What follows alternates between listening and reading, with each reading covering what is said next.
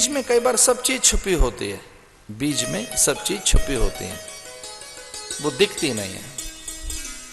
बीज में फल, फूल, गोंद, छाल, छाया, वलकल, सुगंधा, हरितिमा, आर्द्रता, जड़ें, पुष्ट, तना, शाखाएं, टहनियां,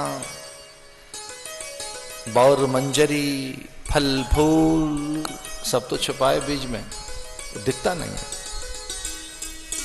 आप ये नहीं कह सकते कि इसमें कुछ भी नहीं है, आप ये नहीं कह सकते कि इसमें तो कुछ नहीं है, क्योंकि आपके पास कल्पना नहीं है, चिंतना नहीं है, आप इसका भविष्य नहीं जानते, आप बीज से अपरिचित हैं, उसके सत्य को नहीं पहचानते, आप नहीं जानते कि इसमें क्या छुपा है, तो आपके लिए कुछ नहीं हो सकता। वो एक बीज हो सकता है, लेकिन जो जानता है, जो पहचानता है, वो बता सकता है कि ये इसमें सुंदर फल, फूल, गोंद, छाल, छाया, वलकल, पुष्ट, तना, टहनियां, शाखाएं, उन पर लटकते घोंसले, उसमें ची ची ची ची चू चू चू चू करते पंछी, परिंदे, बड़ी जड़ें, बड़ी सुंदर हवा, पवन के झकोरे, ये तो बड़ी सुंदर सी चीज है हथेली पर हथेली पे जो रखा है पेड़ नहीं है वो, ये सच है।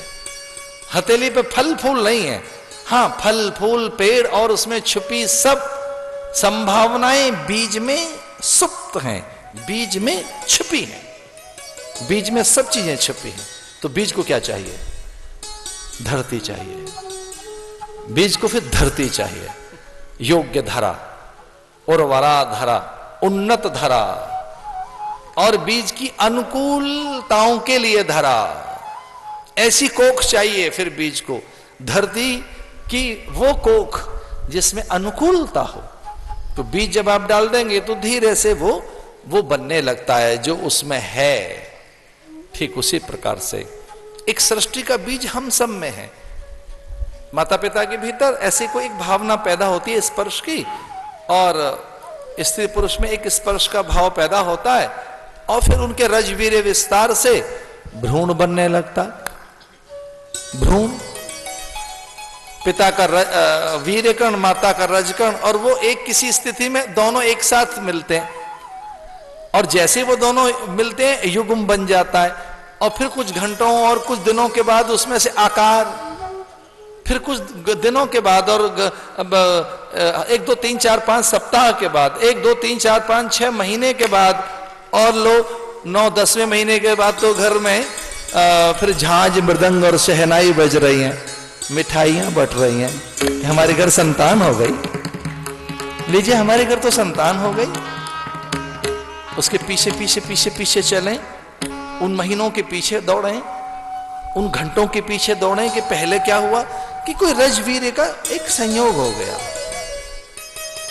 माता पिता के भीतर में एक कोई भावना पैदा हुई, और माता पिता में वो भावना, स्पर्श की जो भावना थी उसने रज और वीर्य को जोड़ दिया।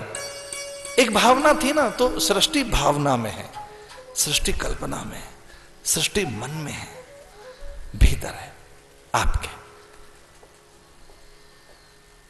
तो वो स्पर्श में जैसे ही 2 द्रव्य उनका स्राव हुआ, 2 द्रव्य स्खलित हुए, और उन स्खलन की अवस्था में उनमें युग्म बन गया, 2 द्रव्य, 2 रसायन स्पर्श के साथ ही स्खलित हुई, और उनमें वो एक प्रकार से युग्म बन गया, उसका विस्तार होने लगा, भ्रूण बढ़ने लगा।